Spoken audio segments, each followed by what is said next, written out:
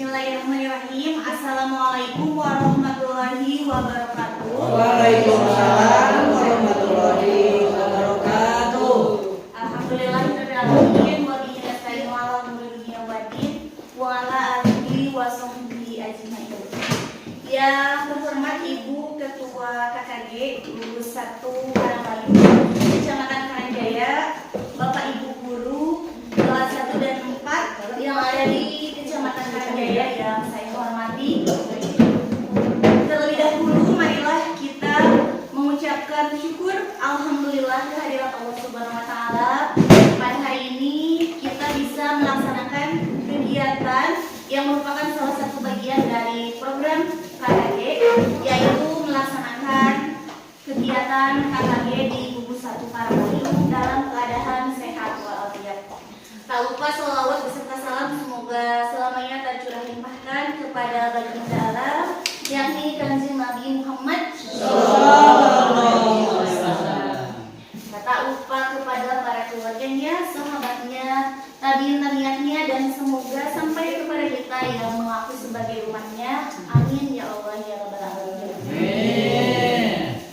Terlebih dahulu saya ingin mengucapkan banyak-banyak terima kasih kepada Pak Ibu yang sudah menyempatkan waktunya untuk menghadiri undangan dari kami pengurus KKG Gugus 1 Karangbayu untuk hadir pada hari ini dalam rangka diskusi ya Bapak Ibu. Jadi hari ini kita akan diskusi mengenai budaya positif. Sebelumnya perkenalkan diri saya dulu ya. Mungkin sebagian sudah pada kenal, tapi ada juga yang belum kenal mungkin. Kita kenal lah, kata sayangnya kita kenalan dulu supaya lebih dekat. Kalau untuk nama semua juga sudah tahu. Saya Farhana dari SD Negeri Gunung Sangkur dan saat ini sedang mengikuti pendidikan guru penggerak sebagai calon guru penggerak angkatan 11 dari Kabupaten Tasikmalaya. Mohon dukungan dan bantuan doanya juga dari Bapak Ibu. Semoga saya bisa mengikutinya sampai akhir dengan lancar dan juga lulus sampai tahap akhir. Didoakan bisa. Amin. Terima kasih Bapak Ibu. Selanjutnya hari ini sebagai bagian juga dari perjalanan pendidikan guru penggerak bahwa kami ditugaskan untuk menyampaikan pemahaman ya Bapak Ibu. Mohon maaf sekali di sini Bapak Ibu yang senior saya, guru saya, mohon maaf bukan bermaksud untuk menggurui ya Ibu, hanya berbagi saja. Karena di sini tugas kami itu menyampaikan pemahaman-pemahaman baru yang diperoleh dari pendidikan guru penggerak. Jadi tidak ada maksud sedikit pun untuk menggurui, kita diskusi saja bersama. Barangkali materi ini adalah materi yang baru atau mungkin sudah kita rasakan tetapi belum mengenal konsepnya, seperti itu.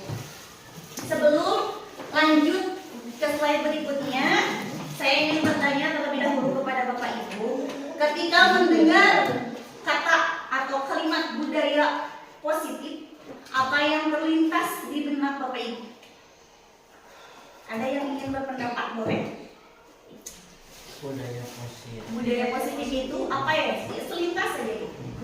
Kebiasaan yang baik Ibu, iya. Apalagi Bapak? Kebiasaan yang baik bisa. Terus apalagi? Biasanya budaya positif itu berkaitan dengan apa? Perilaku, ya betul.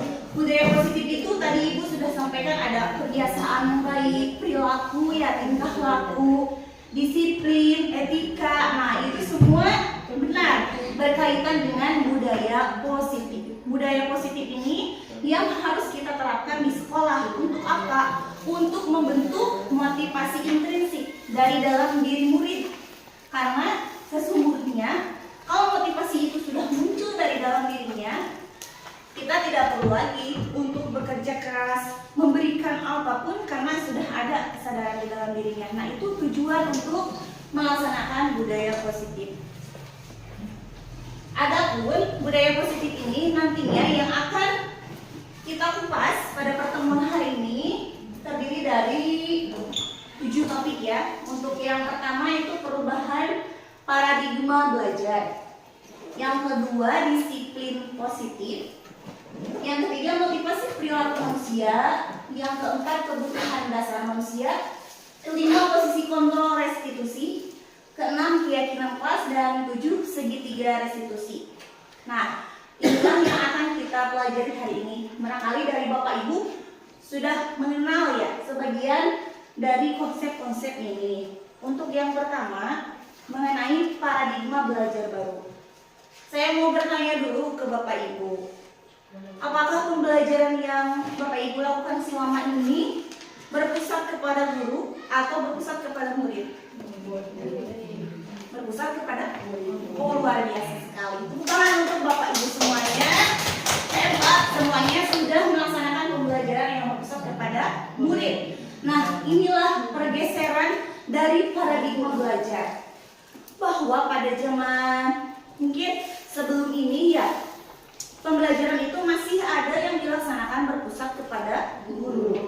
Di mana guru ini berposisinya sebagai sentral dalam pembelajaran. Anak hanya menerima pengetahuan, hanya menyimak, hanya mendengarkan apapun yang diarahkan oleh guru, mereka terima langsung. Tetapi berbeda lagi dengan pembelajaran hari ini. Kita khususnya sekarang sudah melaksanakan kurikulum nasional ya. Nah, pergeserannya itu harus berubah dari pembelajaran yang berpusat pada guru ke pembelajaran yang berpusat kepada murid. Hal ini juga sesuai dengan kebutuhan murid saat ini. Berarti kita harus mengetahui dulu atau mengenali dulu apa kebutuhannya, bagaimana karakteristik muridnya, kesukaannya apa, kemudian pelajaran yang dia sukai apa, cara belajarnya bagaimana. Nah, kalau kita sudah mengenali itu, maka kita akan mudah untuk memberikan pembelajaran berdiferensiasi. Ya, berdiferensiasi itu sesuai dengan kebutuhan murid. Jadi kita hanya memfasilitasinya saja. Dan tak lupa harus diingatkan dengan kodrat alam dan kodrat zaman. Kodrat alam ini kita harus yakin bahwa murid itu berasal dari lingkungan yang berbeda. Tidak bisa disamakan antara murid yang tinggal di daerah pegunungan dengan murid yang tinggal di daerah pantai. Itu justru berbeda. Berarti pelayanan yang kita berikan juga akan berbeda. Itulah yang dimaksud dengan kodrat alam. Selanjutnya, memperhatikan juga kodrat zaman. Anak-anak generasi saat ini tidak bisa dipaksakan dengan cara belajar seperti tahun 70-an.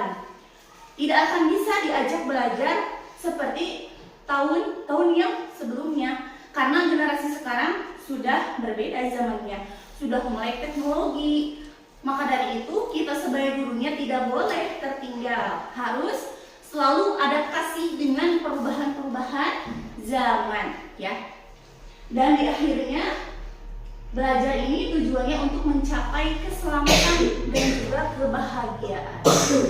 Jadi buatlah suasana belajar yang bahagia, menyenangkan. Maka dari itu sebelum apa-apa kita pastikan dulu anak kita berbahagia, tidak ada tekanan seperti itu. Nah, paradigma belajar ini selaras dengan filosofis pendidikan Ki Hajar Dewantara. Semua sudah tahu ya, sudah tidak asing lagi. Bapak pendidikan kita, Bapak Ki Hajar Dewantara. Beliau juga yang mendirikan Taman Siswa. Ya. Nah, gagasan-gagasan beliau ini yang digunakan sebenarnya dalam pembelajaran di Indonesia saat ini, termasuk dalam pendidikan guru penggerak ini. Jadi pendidikan menurut Ki Hajar Dewantara itu adalah tuntunan, bukan tuntutan.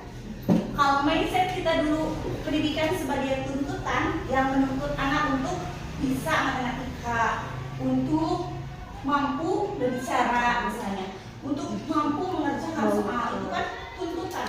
Beda lagi dengan sekarang sebagai tuntunan. Jadi kita sebagai gurunya hanya bertugas menuntut. Tadi kita sudah mengenali kodrat alam, kodrat zamannya. Tugas kita hanya untuk menuntun anak tersebut, mengarahkan. Diibaratkan anak itu sebagai benih padi yang ditanam. Kita tidak bisa merubah padi itu tumbuh menjadi tumbuhan yang lain. Kalau kita menanam benih padi, pasti yang tumbuhnya padi. Dan kita sebagai petaninya itu hanya bisa memberikan pupuk, hanya bisa menyiram, terus menanamnya di tanah yang subur. Nah, itu diibaratkan sebagai kita sebagai kalau anak potensi yang ada di misalnya di bidang kesenian, misalnya, tidak bisa anak itu dipaksa untuk ahli dalam berhitung. Jadi tidak ada anak yang lemah. Kalau di sekarang kita di kurikulum nasional semuanya juga pemenang. Setiap anak itu memiliki keunggulan atau potensi masing-masing. Kemudian yang kedua, pendidikan menghamba pada anak. Nah, yang menghamba pada anak ini tadi, apapun yang kita lakukan sebagai seorang guru, pusatnya cuma satu, anak. Kita mengembangkan potensi, mengikuti pelatihan, berdiskusi dengan rekan sejawat, membuat media pembelajaran, itu semua untuk siapa? Hanya untuk murid kita. Jadi bukan berarti kita yang memohon-mohon atau menghamba kepada anak.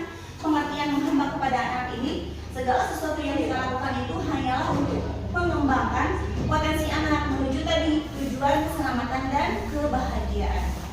Kemudian yang ketiga, pendidikan hendaknya dapat menebalkan kekuatan kepada anak. Setiap anak itu tidak diibaratkan sebagai kertas kosong, tapi anak itu di dalam kertas sudah ada goresan-goresan tipis ya. Tugas kita hanya perlu menebalkannya saja. Maka dari itu tadi langkah dari awal kita harus mengenali dulu karakteristik murid kita, barulah kita bisa menebalkannya dengan cara-cara yang bisa kita lakukan untuk memfasilitasinya.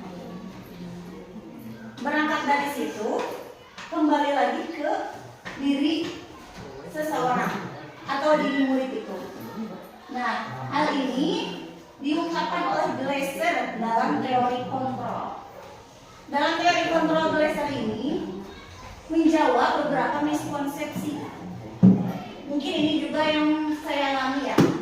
Miskonsepsi ini sering kali terjadi atau sering kali ditemukan. Yang pertama, ilusi mengontrol murid, bahwa kita berasumsi ya Ibu, berasumsi bahwa kita bisa mengontrol murid. Anak yang tadinya tidak bisa diam di kelas karena kita misalnya memberikan suatu arahan atau suatu tindakan kepada murid itu, jadi muridnya diam. Padahal kita tidak tahu apakah murid menjadi diam itu karena kita atau karena diri sendiri. Itu tidak tahu ya, karena itu ada di dalam diri murid.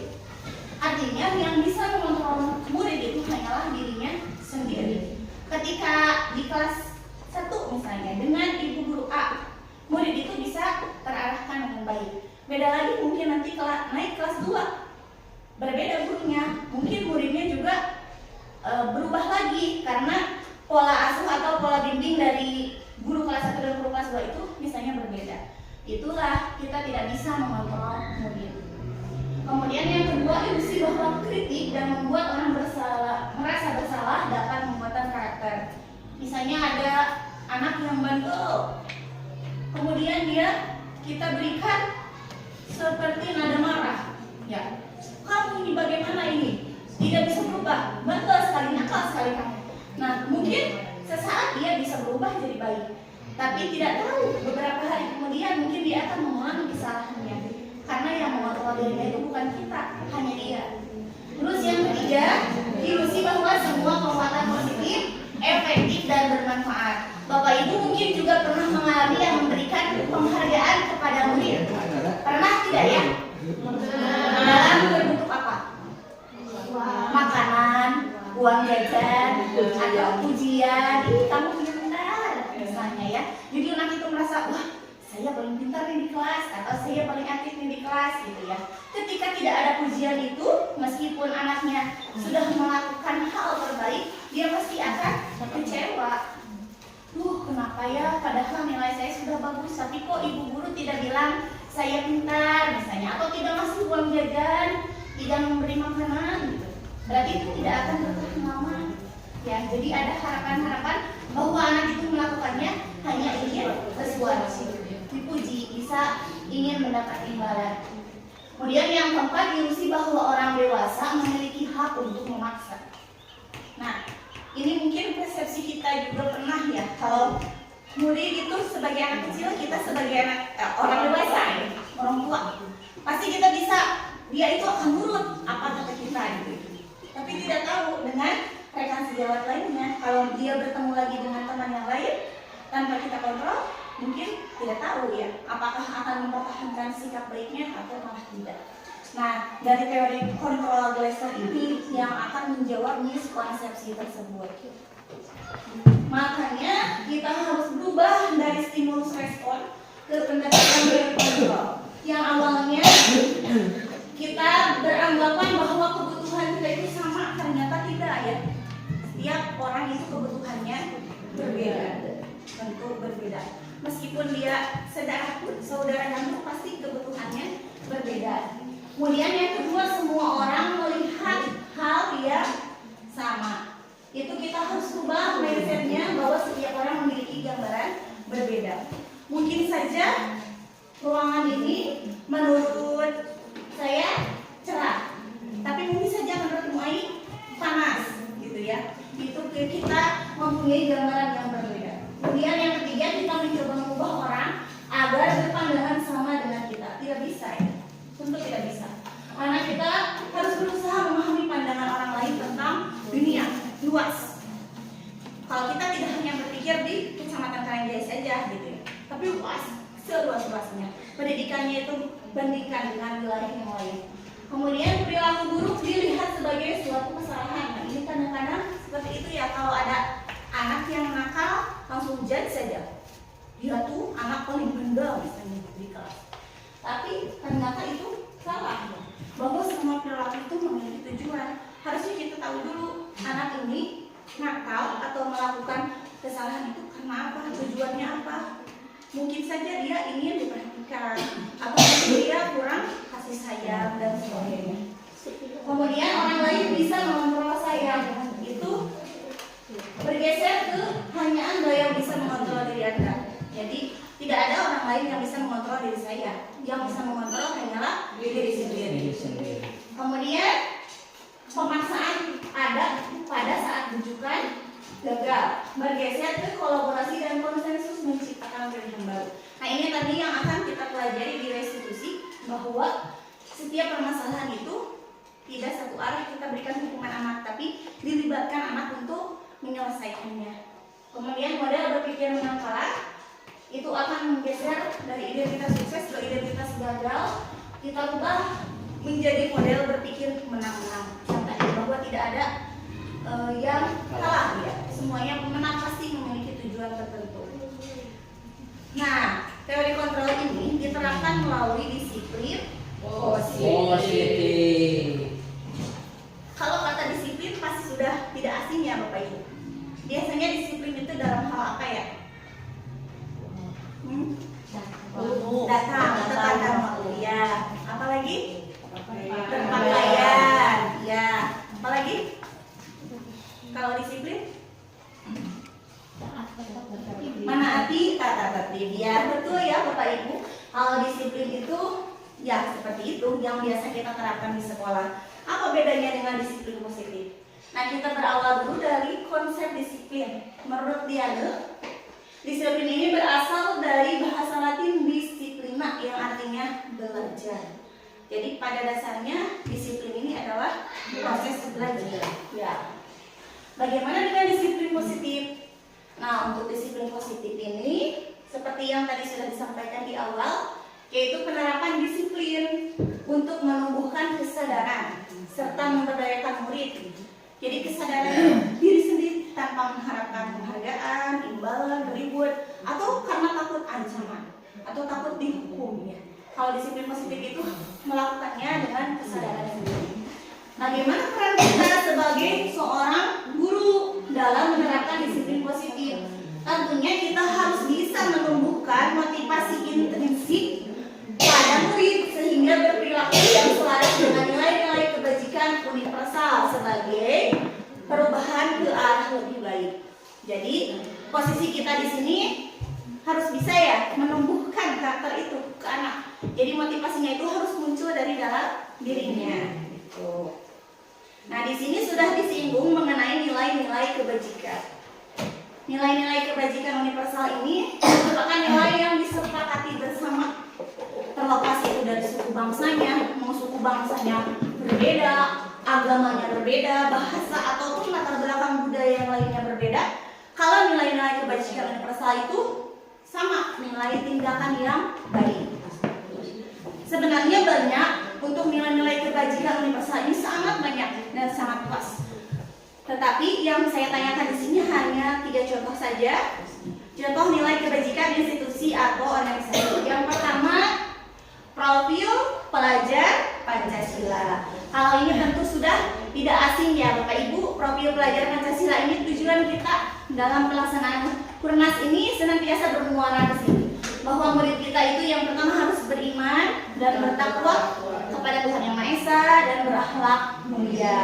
Kemudian mandiri, bernalar kritis, berkebinekaan global, bergotong royong dan kreatif. Dan ini juga sudah kita kenalkan kepada murid melalui lagu ya. Sudah bisa ya lagunya? Coba kita nyanyi sebentar boleh? Boleh. Untuk menambah semangat kita hari ini, coba kita nyanyi dulu pelajar Pancasila. 1, 2, 3. Pelajar Pancasila beriman dan bertakwa pada Tuhan Yang Esa dan berakhlak mulia, berkebinekaan global, gotong royong mandiri, kreatif dan bernalar kritis. Mantap sekali Bapak Ibu guru ini ya, sudah mengenal profil pelajar Pancasila. Iya, bagaimana kita tugasnya untuk membentuk anak ya agar bisa mencapai atau mewujudkan profil pelajar Pancasila. Dan ini tidak perlu semuanya dalam satu waktu instan. Kita bisa fokuskan tahun ini fokus ke nomor 1, tahun depan kita nambah lagi ke poin nomor 2, bisa seperti itu. Kemudian yang kedua, Ibo Primary Years Program atau PYP. Nah, ini nilai-nilai kebajikannya terdiri dari toleransi, rasa hormat, integritas, mandiri, menghargai, antusias, empati, keingintahuan, kreativitas, kerjasama, percaya diri, dan komitmen. Sebenarnya kalau nilai kebajikan ini mau di institusi atau organisasi manapun, semuanya sama konsepnya, dari tindakan-tindakan kebaikan ya. Kemudian yang terakhir 9 pilar karakter. Ini ada 9 karakter yang diharapkan dicapai oleh anggota institusi tersebut. Kalau di sekolah berarti oleh murid. Yang pertama, cinta Tuhan dan segenap ciptaannya. Kemudian kemandirian dan tanggung jawab, kejujuran, amanah diplomatis, hormat dan santun, dermawan, suka menolong dan gotong royong, percaya diri, kreatif dan bekerja keras, kepemimpinan dan keadilan, baik dan rendah hati, toleransi, kedamaian dan kesatuan. Ibu teh naon Bu? Hah? Ibu teh naon? Ibu Primary Years itu sebuah organisasi Pak. Ibu teh. Ya, itu namanya Ibu. Namanya Ibu Primary Years. Nama si Ibu. seperti institusi namanya itu. Nah, nilai-nilai kebajikan universal ini nanti yang akan kita terapkan dalam budaya positif. Selanjutnya ada motivasi perilaku manusia. Tadi yang kita harapkan motivasi perilaku manusia itu dari intrinsik ya, dari dalam diri. Ternyata motivasi perilaku manusia ini ada 2, ada ekstrinsik, ada ekstrinsik. Kalau ekstrinsik berarti dari luar. Dari luar ini biasanya seseorang melakukan sesuatu untuk menghindari ketidaknyamanan dan hukuman. Misalnya karena takut dihukum, anak jadi mau melakukannya gitu. Terus yang kedua untuk mendapatkan imbalan tadi atau penghargaan dari orang lain. Karena saya tuh suka dipuji, misalnya suka diberi jajan misalnya. Kalau saya dapat nilai bagus, jadi saya harus dapat nilai bagus, bukan karena ingin berprestasi dirinya. Itu ekstrinsik. Kemudian yang kedua intrinsik, untuk menjadi orang yang mereka inginkan. Kalau intrinsik itu dari dalam dirinya. Jadi dia melakukannya untuk menghargai dirinya sendiri dengan nilai-nilai yang mereka percaya. Misalnya saya belajar dengan sungguh-sungguh, ya saya karena saya ingin pintar, saya ingin bisa, saya ingin jadi yang terbaik, itu dari dalam hatinya, bukan karena takut dihukum orang tua misalnya kalau tidak naik kelas misalnya ya, atau misalnya tidak jadi ranking 1 nanti dimarahin sama ibunya gitu. Itu kan ekstrinsik. Kalau dari intrinsik memang dia benar-benar tidak mengharapkan apapun, kesadaran sendiri.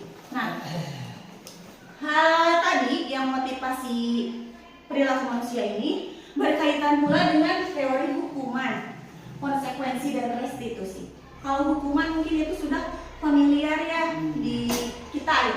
Apalagi kalau mungkin Bapak di zaman dulu hukuman itu bisa berupa fisik ya. Fisik. Ya. Dikepung tidak. Ya, dipukul mistar atau misalnya yang ditabok juga suka ada kalau Babet mengupus. Iya, kalau hukuman itu seperti itu bersifat fisik atau psikis. Kalau psikis ini misalnya dengan kata-kata yang kita keluarkan tapi bisa menyakiti murid dengan kata-kata apa gitu. Kata-kata kasar misalnya saking emosinya karena anak itu bandel banget. Kita mengeluarkan kata-kata kasar yang ternyata menyakiti anak itu ternyata akan membekas. Nah, kalau hukuman ini terjadi satu arah ya. Jadi kita tidak berdiskusi dulu dengan anak. Kalau kamu tidak mengerjakan PR, misalnya diberitahu dulu hukumannya apa tadi atau tadi apa ya, suruh hormat bendera 2 jam misalnya. Tapi tidak diberitahu dulu kalau hukuman itu mendadak. Ada siswa yang melanggar, langsunglah diberi hukuman tanpa kita tahu bahwa murid itu terima nggak dengan hukuman kita. Tidak ada komunikasi. Kemudian murid akan tersakiti pasti. Aduh, kadang-kadang murid yang dihukum itu suka ada rasa dendam atau kesal ke gurunya. Bahkan kalau dia sudah besar pun masih terngiang ya. Wah, kita itu bahasa Sunda namanya. Ngeteli. Mun aya mun kasepuh kayak urang kena. Bari ingat cenah mun. Ingat ya dulu saya pernah dihukum atau dijewer. Ada yang suka sampai sekarang pun ada bekasnya ya. Kalau zaman dulu. Iya, jadi ngeteli jadi ketika ketemu bapak ibu gitu. Nah, untuk sekarang di Kurnas hukuman ini sudah tidak diperbolehkan karena ini akan menyakiti murid ya. Tidak baik, tidak mendidik. Kemudian yang kedua ada konsekuensi. Coba bedanya apa ya konsekuensi dengan hukuman? Iya, betul Ibu. Ada kesepakatan dengan murid. Di kelas suka membuat tata tertib atau kesepakatan kelas? Ya, nah, kalau kesepakatan kelas dibuatkan bersama anak ya. Misalnya murid mengajukan apa kesepakatan kelasnya? Misalnya apa yang ada di Bapak Ibu kesepakatan kelasnya dari murid? Membayar kas kelas, ya kesepakatan kelasnya. Terus konsekuensinya kalau tidak membayar nanti bagaimana? Itu didiskusikan dengan anak. Misalnya kalau tidak membayar nanti suruh membersihkan kelas seharian misalnya tanpa dibantu oleh temannya gitu ya. Nah itu konsekuensi bedanya dengan hukuman. Jadi ada rencana dulu, ada kesepakatan dulu antara guru dengan murid. Jadi ketika murid itu melakukan atau melanggar kesepakatan itu, murid sudah tahu. Oh berarti kalau saya tidak membayar kas, saya harus menyapu kelas. Gitu. Dia sudah tahu, sadar. Nah di sini murid dibuat tetap, tapi murid itu dibuat tidak nyaman karena dia tetap saja merasa tidak nyaman. Saya harus menyapu kelas sendirian gara-gara saya tidak membayar kas, tetap tidak nyaman. Kemudian guru harus melakukan monitoring dan supervisi secara terus-menerus. Jadi kita mengawasi ya anak itu kalau yang tidak melakukan kesepakatannya apakah akan melakukan konsekuensinya atau tidak, berarti kita harus memonitoringnya. Nah yang terakhir ini yang paling disarankan yaitu restitusi. Saya juga mendengar restitusi, mengenal restitusi ini baru di sini ya, baru di pendidikan guru penggerak ini diberitahu restitusi. Tadinya kan memang kalau konsekuensi mungkin sudah sedikit-sedikit Panggilnya Kalau sama restitusi, prostitusi. Bapak, ya konotasinya hampir mirip sama. Nah, restitusi ini proses pembentukan karakter murid yang bertanggung jawab dan kontrasepsi, Pak. Nah, kemarin di demonstrasi kontekstual saya juga sudah melakukan segitiga restitusi ini. Jadi anak itu diajak diskusi dengan kita. Anak itu dibawa untuk sadar akan kesalahannya.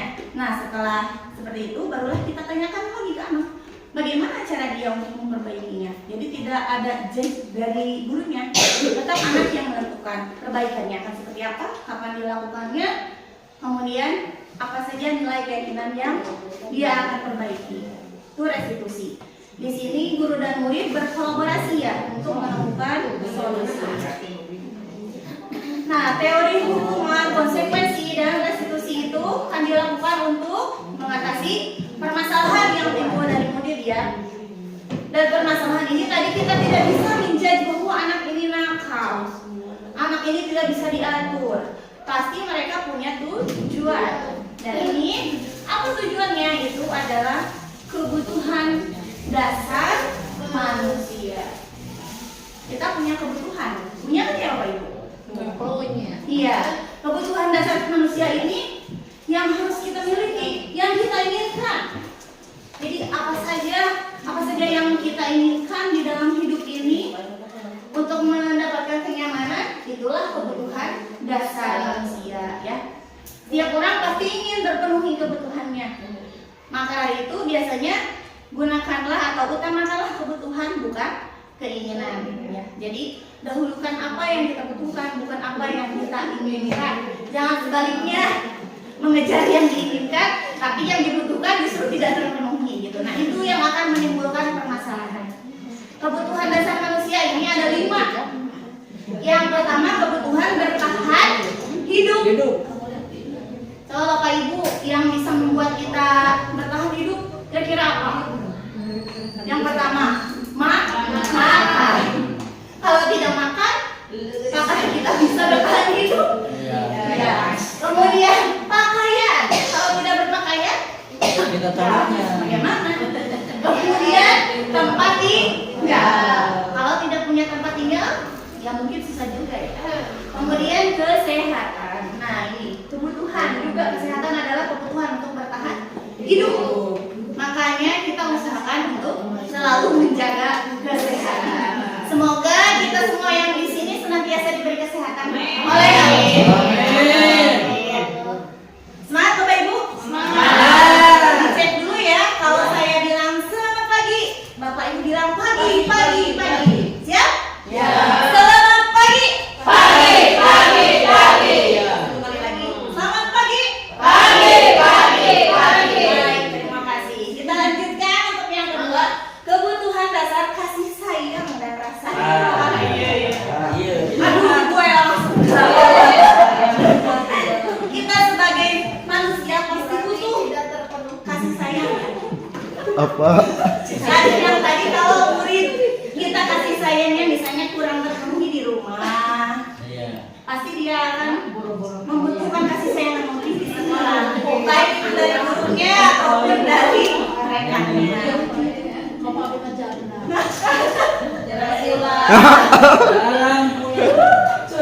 Nah, kemudian rasa diterima. Rasa diterima ini rasa dipedulikan. Kalau di dalam suatu kelompok atau di kelas, nah jangan sampai ada satu siswa yang diasingkan ya.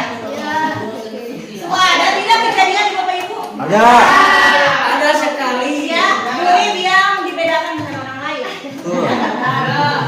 Dibully. Kenapa dia bisa dibedakan dari orang lain? Tadi. Oh, mungkin karena terlalu nakal, jadi tidak ada yang mau berteman. Nah, berarti itu yang harus diperhatikan oleh kita. Tujuannya Mungkin males. Oh iya. Iya. Berarti mungkin kalau misalnya dia terlalu nakal, mungkin ada kebutuhan dia yang tidak terpenuhi. Iya, betul. Jadi kita harus melakukan pendekatan ke tanya, kenapa kamu melakukan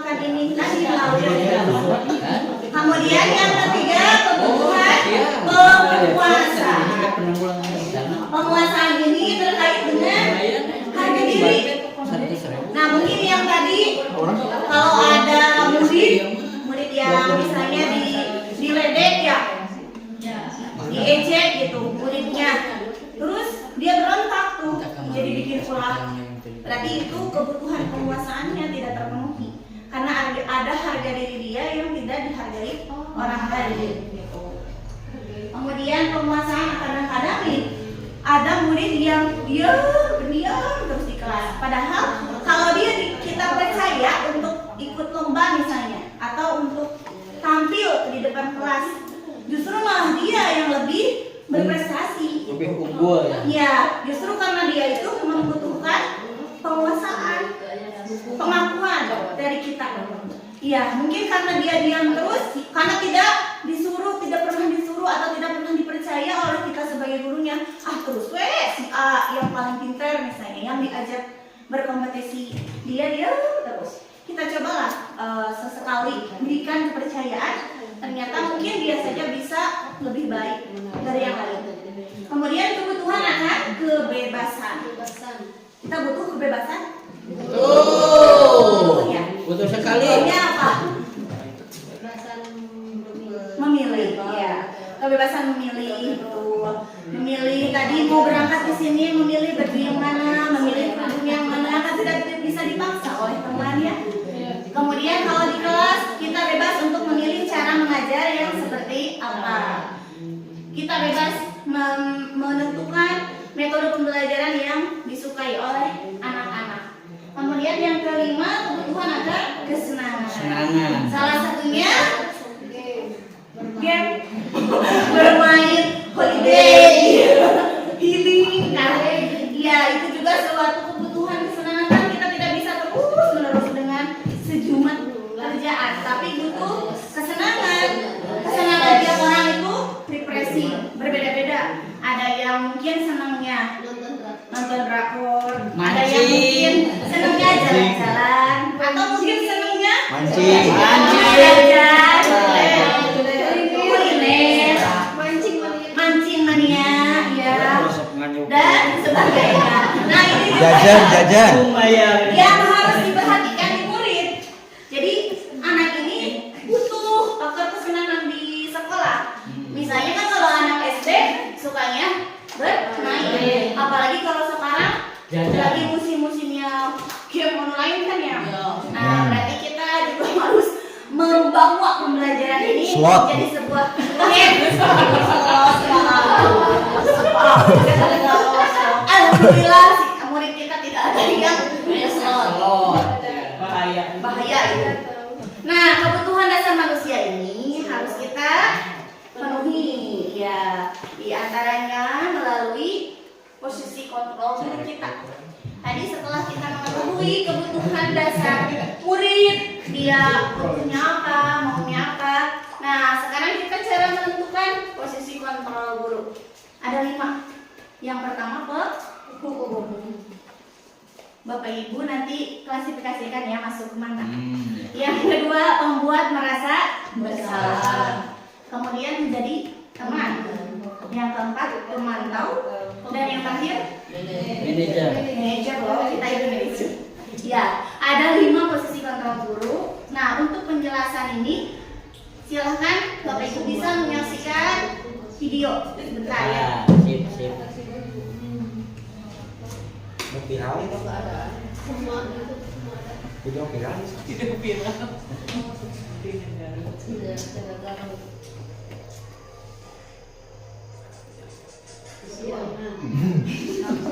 Ini ceritanya yang kesiangan 20 menit. Video.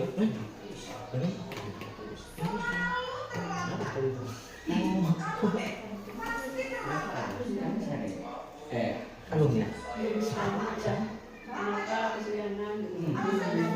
Ini.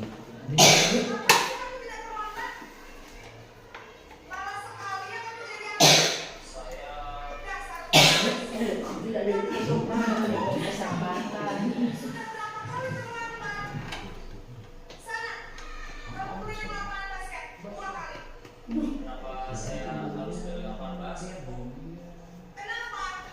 Kamu laki ibu.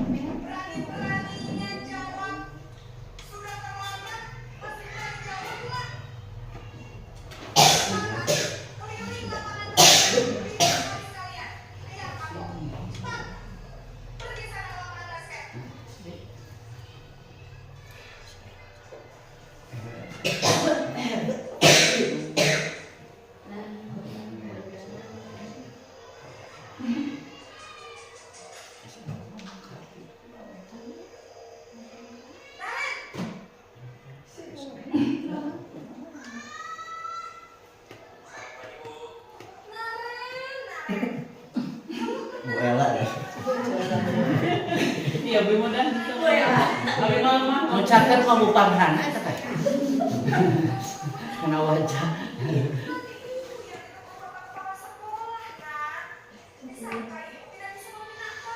Tuh. Masa desa. Ayam.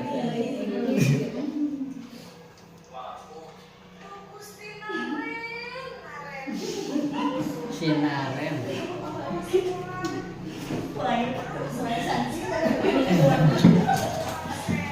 Iya, tina tuh itu.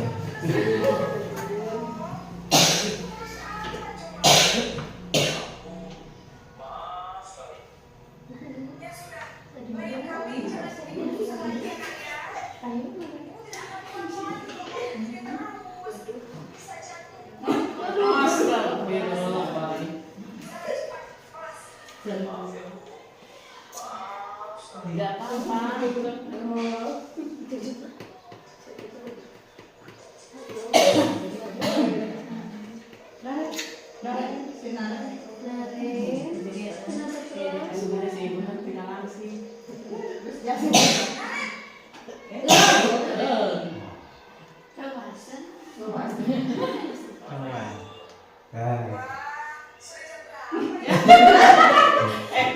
Jarang.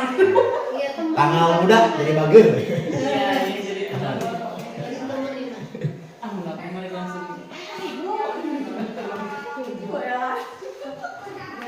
Guys, apa sih?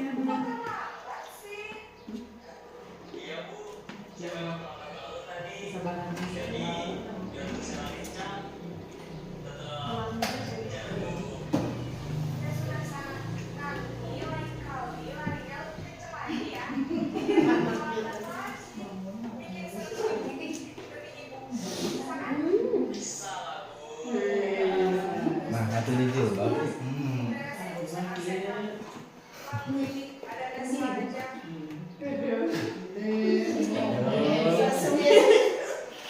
Nah, monitor.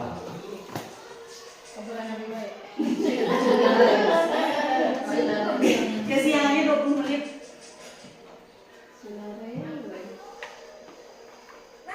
Wah.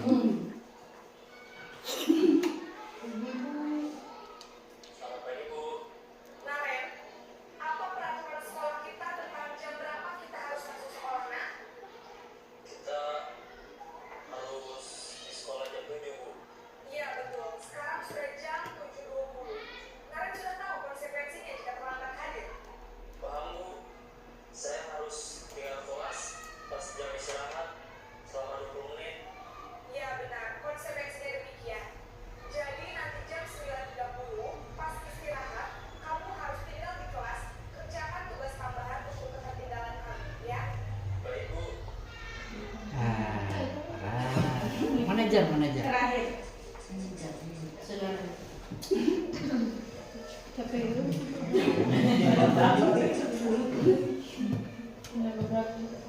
Naren.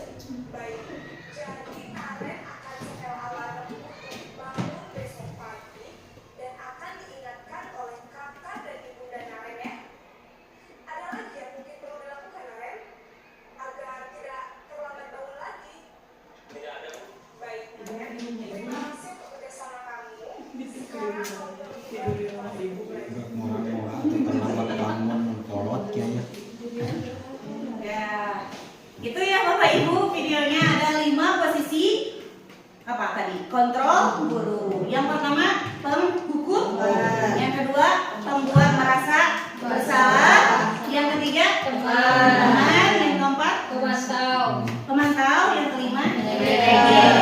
Kira-kira Bapak Ibu ada di posisi yang mana? Semuanya kondisional ya. Situasional. Jadi penghukum teman. Jadi apa? Membuat merasa bersalah. Menjadi teman. Bagaimana? Teman. Bagi pemantau. Kalau yang manajer? Manajer ini adalah posisi yang paling ideal. Ya, yang paling kita harapkan dan kita upayakan selalu untuk menjadi seorang manajer. Bukan hanya di manajer perusahaan, tapi manajer sebagai guru ya sekolah. Nah, sekarang coba kita akan menentukan posisi kontrol apakah aku. Yang pertama, saya kecewa sekali dengan kamu. Posisi mana ini ya? Membuat merasa bersalah. Ya, betul. Selanjutnya, kamu ini selalu saja mengulangi kesalahan. Apa ini? Menghukum. Beda ya dari nada suaranya juga. Kemudian yang ketiga, apa rencanamu untuk mengatasi masalah ini? Kan lebih enak ya penyampaiannya. Kemudian, ayolah, kamu mau kan melakukannya demi ibu. Terlihat seperti akrab ya dengannya. Kemudian, kamu akan ketinggalan pelajaran jika sering bolos sekolah. Mantap. Betul ya, sip. Berarti Bapak Ibu guru sudah memahaminya kapan kita berposisi sebagai penghukum, kemudian pemberi rasa bersalah, kemudian teman, pemantau ataupun manajer. Dan tentu yang paling kita harapkan adalah menjadi manajer. Dan yang paling perlu dihindari adalah menjadi seorang penghukum. Ya. Selanjutnya, karena tadi berkaitan dengan ada konsekuensi dan juga restitusi. Nah, ini berkaitan dengan adanya keyakinan kelas. Bapak Ibu pernah mendengar istilah keyakinan kelas? Tidak ya? Ya, karena jujur saya juga baru mengenal di sini. Iya. Untuk keyakinan Tidak kelas. yakin? Ya, karena biasanya kesepakatan kelas atau tata tertib atau peraturan. Ya, biasanya. Nah, kalau sekarang ada istilah keyakinan kelas. Sebelum dijelaskan lebih lanjut, apakah keyakinan kelas ini sama dengan peraturan kelas menurut Bapak Ibu? Sebelum dijelaskan, yang terbersit di benak Bapak Ibu, keyakinan kelas ini sama tidak dengan peraturan kelas? Namanya juga beda, pasti beda. Iya, betul sekali ya. Keyakinan kelas ini berbeda dengan peraturan kelas. Bagaimana perbedaannya? Mari kita cari tahu. Kalau keyakinan kelas ini bersifat abstrak dari peraturan. Contoh kalau peraturan dilarang membuang sampah sembarangan di sekolah, itu kan peraturan yang harus dipatuhi. Kalau keyakinan bersifat lebih abstrak. Contohnya, jagalah kebersihan. Berarti itu umum kan, tidak harus sampah saja, tapi tentang kebersihan. Kemudian berupaya pernyataan-pernyataan universal yang tadi umum. Jadi tidak khusus saja ke sampah. Kebersihan itu kan luas ya, bisa menjaga kebersihan halaman sekolah, kebersihan kelas, atau misalnya kebersihan diri sendiri. Kemudian pernyataan dalam kalimat positif. Nah, kalimat positif ini tidak ada kalimat larangan, kata larangan. Kata larangan itu seperti dilarang, apalagi? Tidak boleh, jangan. Nah, kalau untuk keyakinan kelas tidak menggunakan itu, tapi menggunakan kalimat positif. Misalnya, tidak boleh terlambat. Nah, itu bukan keyakinan kelas, tapi itu masih peraturan. Kalau keyakinan kelas, misalnya, datanglah tepat waktu. Nah, di redaksinya juga seperti beda. Kemudian, tidak terlalu banyak agar mudah diingat. Kan kalau peraturan biasanya panjang ya kalimatnya. Kalau untuk keyakinan kelas singkat-singkat saja. Jagalah kebersihan, datanglah tepat waktu. Ya, hargailah teman, misalnya seperti itu. Kemudian disesuaikan dengan lingkungan kelas. Kalau keyakinan kelas ini disesuaikan dengan lingkungan kelasnya seperti apa? Kita tidak bisa menggunakan keyakinan kelas sekolah lain dipaksa diterapkan di sekolah kita yang tidak mendukung. untuk melaksanakan keyakinan itu. Jadi harus sesuai. Kemudian melibatkan seluruh warga kelas. Kalau untuk membuat keyakinan kelas itu seluruh warga kelas berarti guru dan murid harus dilibatkan untuk menyusunnya. Kalau membuat keyakinan yang lebih luas berarti keyakinan sekolah. Nah itu semua warga sekolah dilibatkan. Yang terakhir bersedia meninjau kembali keyakinan kelas dari waktu ke waktu. Jadi kita lihat lagi barangkali ada yang perlu ditambahkan atau mungkin ada yang perlu diperbaiki dari keyakinan kelasnya. Kita harus meninjau lagi. Nah, dari keyakinan kelas yang sudah terbentuk akan mempermudah kita jika ada permasalahan yang timbul dari murid, akan mempermudah untuk memberikan konsekuensi atau restitusi. Nah, sekarang kita akan pelajari secara lebih mendetail bagaimana cara menerapkan restitusi melalui segitiga restitusi. Nah, di segitiga restitusi ini ada 3 tahap. Yang pertama, menstabilkan identitas. Yang kedua, validasi tindakan yang salah. Dan yang ketiga, menanyakan keyakinan. Nah, jadi tadi restitusi ini proses pemecahan masalah atau menemukan solusi yang melibatkan kerjasama antara guru dengan muridnya. Untuk tahap yang pertama, menstabilkan identitas. Berdasarkan prinsip membuat kesalahan adalah bagian dari proses pembelajaran. Ketika ada murid yang melakukan kesalahan, kita panggil. Kalau dulu kan misalnya ada murid yang melanggar, kamu jangan gitu, langsung kan ditegur di sana. Kalau sekarang berubah, yuk sini nak, yuk sini, diajak dulu.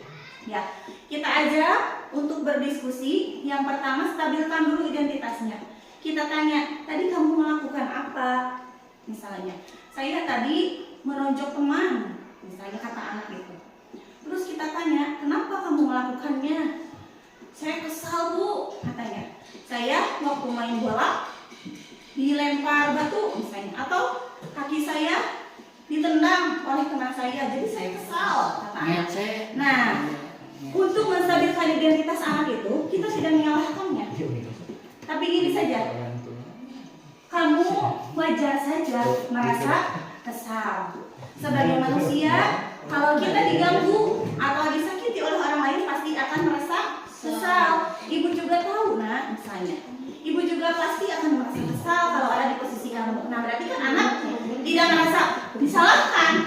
Anak akan kembali identitasnya, percaya diri lagi lah dia. Nah itu di tahap menstabilkan identitas. Kemudian yang kedua, validasi tindakan yang salah. Di validasi tindakan yang salah ini berdasarkan prinsip bahwa setiap perilaku berupaya untuk memenuhi kebutuhan tertentu. Misalnya di kasus yang tadi kita tanya lagi, kamu pasti punya alasan mengapa kamu melakukan itu. Nah nanti anak akan memberikan alasannya, penjelasannya kepada kita. Kemudian tadi karena dia sudah menonjok ya, kita bisa juga menambahkannya. Padahal kamu bisa melakukan yang lebih buruk dari ini ya. Mungkin tidak hanya sekedar menonjok, mungkin apalagi melakukan yang lebih keras. Nah itu berarti anak akan merasa, oh ternyata saya ada teman gitu ya yang merangkul dirinya. Kemudian yang terakhir, menanyakan keyakinan. Nah ini tahap yang terakhir. Berdasarkan prinsip bahwa pada dasarnya kita termotivasi secara intrinsik sesuai teori kontrol. Kita tanyalah, apa keyakinan kelas kita? Misalnya nilai-nilai apa saja yang telah kita sepakati bersama. Kalau dari kasus tadi, nilai saling menghargai orang lain misalnya, atau menghargai teman. Nah kita tanyakan lagi, bagaimana cara kamu memperbaiki nilai menghargai teman itu? Nanti anak akan terbuka sendiri. Oh iya, saya sadar saya salah. Saya tidak melakukan kesepakatan kelas. Saya berjanji bu, misalnya saya akan meminta maaf. Saya akan lebih mengontrol emosi. Misalnya saya akan menghargai teman saya seperti itu. Dan akhirnya akan terbentuklah suatu solusi. Itulah penerapan segitiga restitusi. Alhamdulillahirrahmanirrahim, kita sudah sampai di sesi penutup. Sebagai guru kita simpulkan ya, hendaknya kita mampu mengimplementasikan budaya budaya positif disertai dengan kompetensi guru ya, yang 4 keterampilan guru yaitu kepribadian, profesional, pedagogik, dan sosial, serta senantiasa merefleksi diri dalam posisi kontrol. Nah ini yang paling penting ya, kita harus selalu refleksi. Dan di Kurnas juga itu harus selalu dilakukan baik setelah pembelajaran. Kemudian kita juga harus selalu berupaya sebagai manajer tadi. Yang kita harapkan sebagai manajer yang mampu menuntun murid yang dicita-citakan sesuai dengan profil pelajar Pancasila. Ya, alhamdulillah. Terima kasih Bapak Ibu sudah bersedia berbagi dengan saya, sudah bersedia menerima transfer pemahaman atau berbagi pemahaman ini. Semoga bermanfaat bagi Bapak Ibu. Amin. Thank you. Terima kasih. Dan mohon maaf apabila dalam penyampaiannya terdapat ketidaknyamanan di Bapak Ibu atau kesalahan dalam berucap. Mohon maaf ya Bapak Ibu. Sekali lagi saya tidak bermaksud untuk menggurui Bapak Ibu, hanya ingin berbagi praktik baik. Ya. Terima kasih. Assalamualaikum warahmatullahi wabarakatuh. Waalaikumsalam warahmatullahi wabarakatuh. Assalamualaikum warahmatullahi wabarakatuh. Selamat pagi. Nah, bagaimana kabarnya hari ini? Oke, terima kasih semua sehat ya. Hanya ada satu teman kita yang tidak sekolah karena sakit. Kita doakan semoga teman kita Azmi segera sembuh seperti sedia kala. Amin. Ya Rabbal Alamin. Nah, pada hari ini kita akan membuat suatu keyakinan kelas. Kalian sudah tahu apa itu keyakinan kelas? Belum. Ya, kalau peraturan kelas sudah tahu. Sudah. Kalau kesepakatan kelas kalian sudah tahu. Ya, bahkan sebelumnya kita juga sudah pernah membuat kesepakatan kelas. Nah, hari ini kita akan membuat yang baru, yaitu keyakinan kelas. Keyakinan kelas ini lebih bersifat umum dan tidak ada kalimat yang negatif seperti menggunakan kata larangan, seperti dilarang, tidak boleh, jangan. Nah, kalau dalam keyakinan semuanya berupa kalimat positif. Nah, untuk mengawalinya, sekarang Ibu minta kalian menuliskan masing-masing satu saja peraturan sekolah kita atau peraturan kelas yang kalian ketahui. Tuliskan di post-it ini yang ada perekatnya di belakang. Tuliskan, nanti kalau sudah bisa ditempel di depan.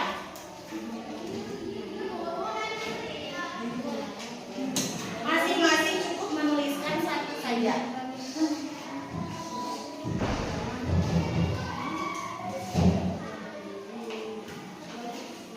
Satu saja, peraturan sekolahnya satu saja. Seperti apa saja yang kalian tahu yang merupakan peraturan di kelas ini?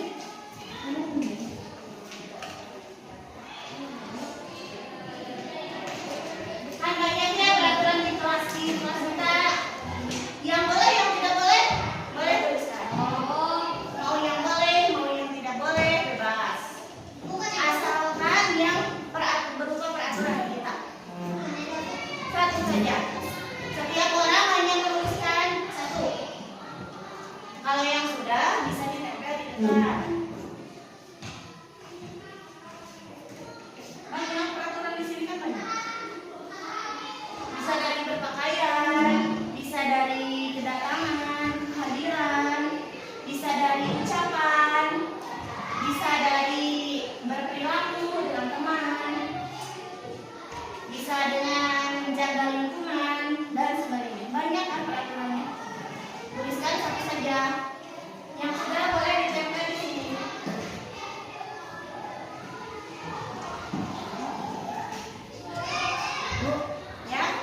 Tempel.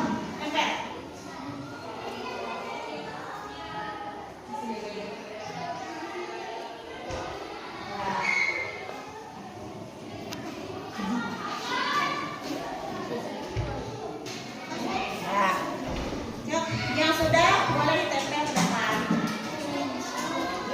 Cari tempat yang masih kosong.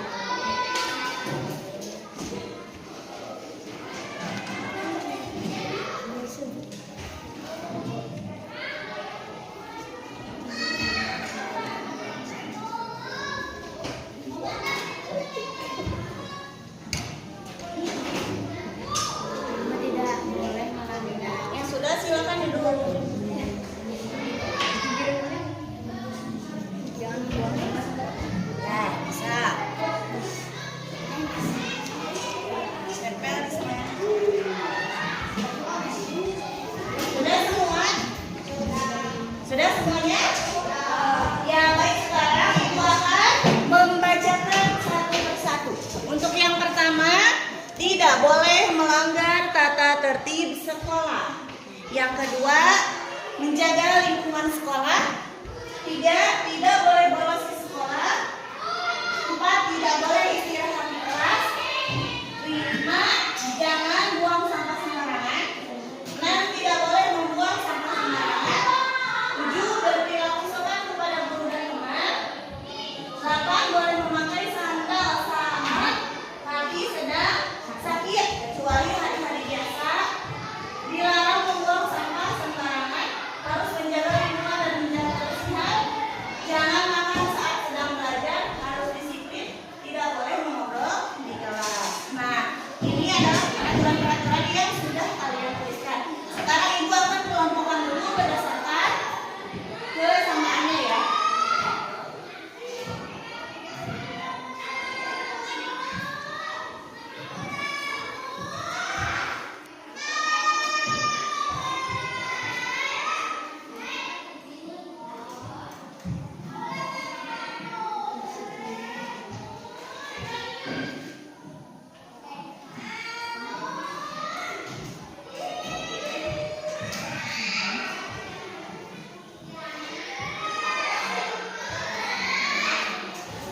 Nah, sekarang ini sudah terkelompok menjadi yang ini tentang peraturan ketika kita di kelas atau di sekolah, dan yang ini lebih ke menjaga kebersihan.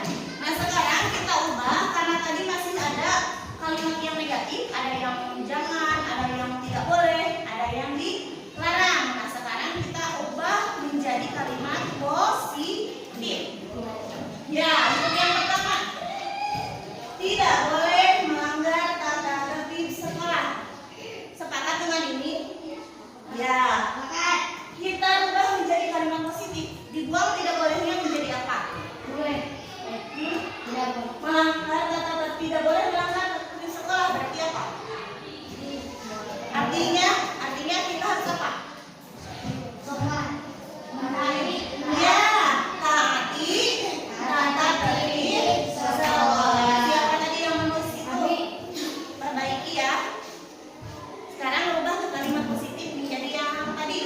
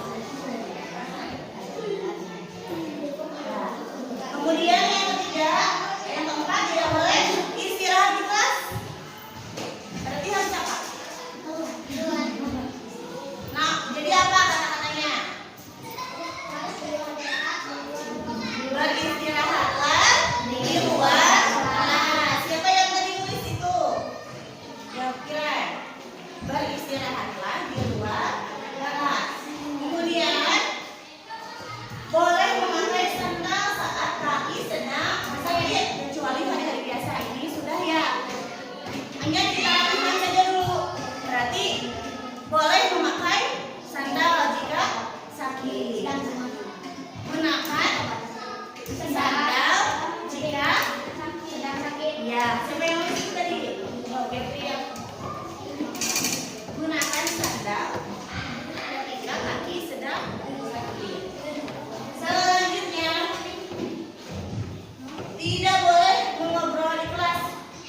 Apakah kita tidak boleh ngobrol di kelas? Boleh. Boleh. Tidak boleh. Berarti mungkin lebih suka mengobrol yang di luar pembelajaran kali ya. Jadi apa kata-katanya?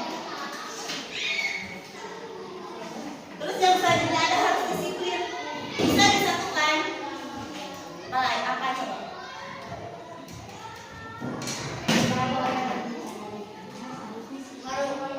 Apa? Ditegakkan disiplin di dalam kelas. Siapa tadi yang nulis? Satu aja ya, sama-sama. Tegakkan disiplin di dalam kelas. Selanjutnya jangan makan saat sedang belajar. Apa? Berarti apa? Jangan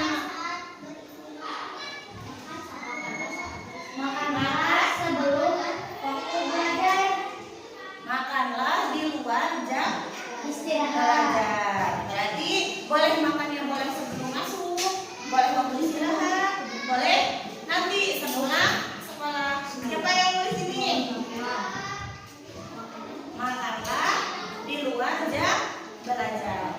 Selanjutnya, jangan buang sampah sembarangan. Sama dengan tidak boleh membuang sampah sembarangan. Ada lagi dilarang membuang sampah sembarangan.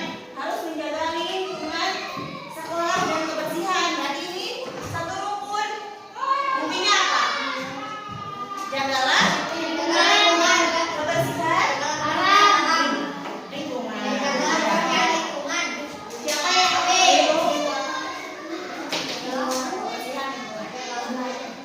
Ya.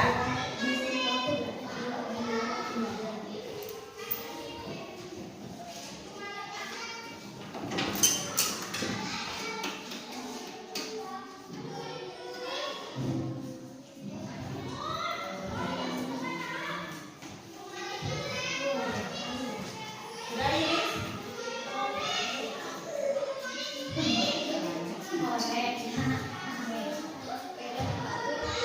Nah, sudah semua ya? Benar sudah? Tempel sini sih. Tempel di sini kan.